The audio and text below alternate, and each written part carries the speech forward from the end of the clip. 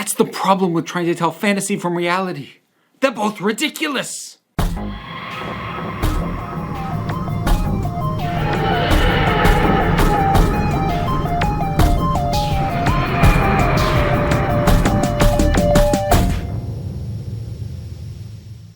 Hey, it's Christmas special time, and that means that we have arrived at last Christmas. And no, I'm not going to start singing that song. But you know what? I don't remember where I put this when I did my ranking of Christmas specials, but I might have undervalued it. This is quite good, especially for a Christmas special. And I say that as someone who, more often than not, doesn't like the Christmas specials. I don't like the jokey vibe to them. But something about the premise here, despite the fact that the very first tonal shift in the episode is a little bit jarring, I'll identify that in a minute, but for the most part, the integration of some kind of horrific notions and some heavy emotional moments, along with the insanity of Santa just being there, for me it works. After that first jarring gear shift, it does pretty well.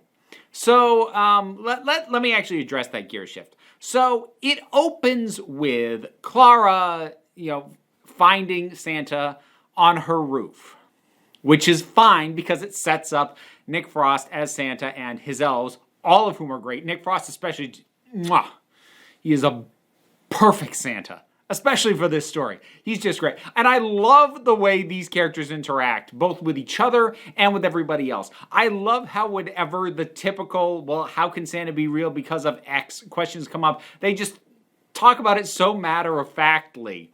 It's like, where'd you think all those presents came from? Well, my parents. Oh, yeah. One day, out of nowhere. Because they love you so much. It's a lovely story, dear. Yeah, but it's time to start living in the real world, yeah? I love that. I love the way, because so much more is answered, not in the words that they say to explain how Santa works, but just with the tone they adopt whenever it comes up. And that just sells it beautifully. So I love all that. But then we get to the outpost at the North Pole. And things, they try to ease us in with, this woman going in and having music in her ears and kind of dancing to distract herself so that her thoughts don't wake up the dream crabs. But then pretty harshly, it goes horrific.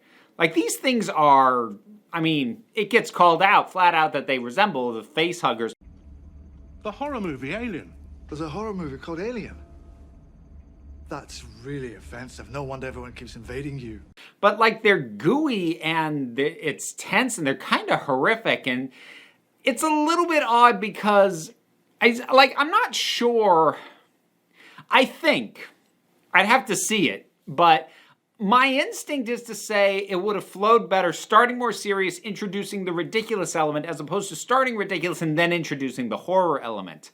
Because this is setting your initial tone, so if you then darken it, it can be a little bit, whoa, wait a minute. Unless that sudden shift is the point, and I'm not sure it was in this case. Whereas if you start with a darker tone and introduce something more lighthearted, that's not necessarily marking a total shift of the thing. It just means lighthearted element in dark scenario, which you get a lot more often. So, but after that initial grinding of gears and the shifting of tones, it moves pretty well between those two spaces and keeping everything at a good pace. This thing is pretty dang good, and it tracks. So far as I could figure it, it does track with all of the wakings up and the layers of things. It's Inception meets Alien, basically. I think Inception had happened by now. And it does all track, except for the very last one, which doesn't fail to track. It just kind of comes out of nowhere, and we'll come back to that. So we've got ourselves an isolated, not quite base under siege setup, because technically the aliens are already inside.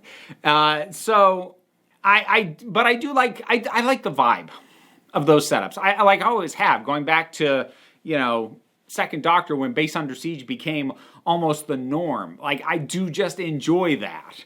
I enjoy that feel. And this has it quite well. And it does a good job of giving us the little ways of indicating the dreams. Like, I thought it was brilliantly clever.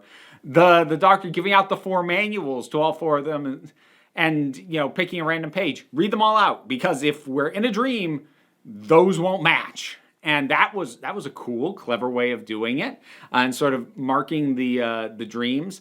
The hiding something in plain sight, the fact that there were only 4 manuals, there were only 4 of them, but then who the heck are the 4 who already are head grabbed? So, it's pretty well laid out and smoothly handled. The supporting cast is solid. Aside from Nick Frost, not particularly exceptional. I do really love that Nick Frost, when he enters at the base, he comes in like a total badass. If you're going to do Santa as a badass, he really nails it. It's just so good. And I love his bickering with the Doctor. It reminds me a little bit of what happened with the Doctor and Robin Hood, which makes sense. Because again, person who's not supposed to be real. They have a way of getting under this Doctor's skin, particularly, I'm seeming to notice. But as far as the crew at the base, they're fine. All of them have a good little beat somewhere along the line.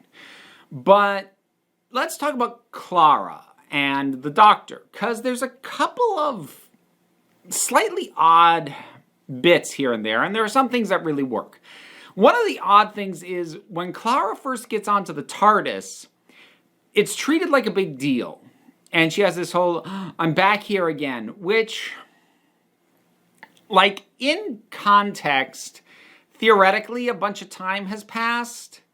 And I forget how early in the year the episodes would have stopped airing. It would be presumably some months from when Death in Heaven aired to when this airs. So there has been time passed, but there's been no stories in between. So it doesn't feel momentous the way that they're presenting it. If there had been a series without Clara and then brought her back for this, that would warrant that momentousness. Or heck, even just a couple of episodes where the Doctor was on his own.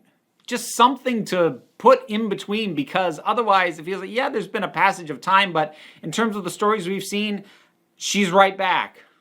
So that was an odd thing to play up as a big moment. I have mixed feelings about addressing the fact that the Doctor didn't know Danny had died. Like, on the one hand, that makes sense. And I actually think initially that moment is played well, but then that means that they have to actually call out the fact that Clara lied to him and he lied to Clara and why they did it. And I don't like that, not because it's bad or that the interpretation of what they say and why they did it is wrong. Like, no, that's totally why they did that in each case. But, like, do you not trust your audience? Was there a big rush of online debate of why did the Doctor lie to Clara? Why did Clara lie to the... was that a question you felt the need to answer? Because to me, it seemed immensely self-evident why each of them lied to the other. So taking a minute to lay out why, it's... I don't know why they felt the need to do that. That said, I like that Danny in the dream is true to what Danny was when he was alive, in that he is prepared to stand up to the Doctor, to push Clara to do what is best for her, even if it's something that she doesn't want to do. So it felt like a good sort of memorial to the character of Danny Pink. I thought that was pretty well done. There's a moment that I'm not sure I don't like it, and especially given what the show will ultimately end up doing with the Doctor and Clara, I do have to admit this actually tracks, but it's still a weird moment to me, which is once they realize that Clara has been, gotten the thing, and they're looking at it, the Doctor's first question is, how do we kill it? And that's just, again, I'm not someone who's like, the Doctor would never kill. No, the Doctor has killed, depending on which Doctor, either through direct action or through inaction or through setting things up so that the villains destroyed themselves. But the Doctor's not above that. But it's just weird to me that so quick How do we kill it? What? But at the same time, like I said, this actually does make a fair amount of sense because knowing how, and I mentioned this before, how toxic their relationship is and how being around each other pushes each of them to do things that are not good for them as people. So it does track. But then we've got the ending. So after the waking up, the multiple layers, rescued by Santa, which is great, by the sleigh riding that scene goes on a little longer than it should. I feel like they might have tried to pad an extra 30 seconds to a minute into that scene, but I still like it. I like the tone. I like the vibe. It's nicely celebratory. It's just sweet. I enjoy it. And then the doctor wakes up and goes to get Clara, and she's old, which was properly set up because the doctor said, we'll go back to our own times. In dreams, time travel is possible. And so he'd already set up the possibility that they weren't all from the exact same point in time. And he goes and sees her, and they have this really nice scene, this wonderful bonding scene of the doctor with this old version of Clara that he does not treat any differently, and that she gets to share with him, some of her joys and some of her pain that she's had since the last time she saw him. But it's so evidently clear that she's happy to see him now. I really like that scene. And it would have been a fantastic, utterly beautiful way to sign off Clara and have her exit at that point. And that's what it was supposed to be. So I've done a little bit, don't tell anyone, I did a little bit of research. Shh. But I did look a little bit into it because I've had it said to me for a while that, she was going to leave. And from what I could find looking into it, yeah. Well, not exactly. She was waffling back and forth as to whether or not she was going to stick around, and she was leaning towards no. And then when they did the table read for this episode, she basically changed her mind and said, no, I want to stay. And thus we have what does rightfully feel like the very tacked on, one extra layer that doesn't totally make sense because we're just going to have the doctor wake up exactly where it was that he woke up last time. So, which again, like, it doesn't fail a logic test. It's just like you can feel the tacked on nature of it. You can feel the kind of, I don't want to say lazy, but the rushed change in order to not have old Clara be the end for Clara Oswald. And that annoys me because that would have been a really beautiful ending. She's now had 2 really good exit points, and she didn't leave. She will have a 3rd really good exit point, after which she will still come back. We'll get there. But in accepting that, it's not terrible. But the word was that they were looking at Faye Marseille, who played Shona, to possibly, this wasn't confirmed yet. I don't think she'd signed anything yet, but they were considering bringing her back to play the companion in the next season if Clara hadn't come back. And you kind of get a little bit of the vibe of what would ultimately become Bill Potts, which is a very ordinary person. And she had a similar vibe. She wants to do more with her life. She wants to experience more, but she's just has a very ordinary, dull, boring life. And Bill Potts has a little bit of that element. So I feel like the things that would have been part of Shona had she become the companion got mixed into Bill when that character was created. And also there's a very funny moment because at this point that actress is best known as the Waif from Game of Thrones. And when she's looking at her checklist of what she plans to do on Christmas Day, one of the things on there is Thrones Marathon. I don't think she would have shot her part on Game of Thrones yet. She might have been cast already. So that was either an awesome prediction or an inside joke because she already knew she was going to be on there. I'm not sure which it is. Either way, I like that. I like that little bit. But Yeah, the flaws in this thing are pretty minor.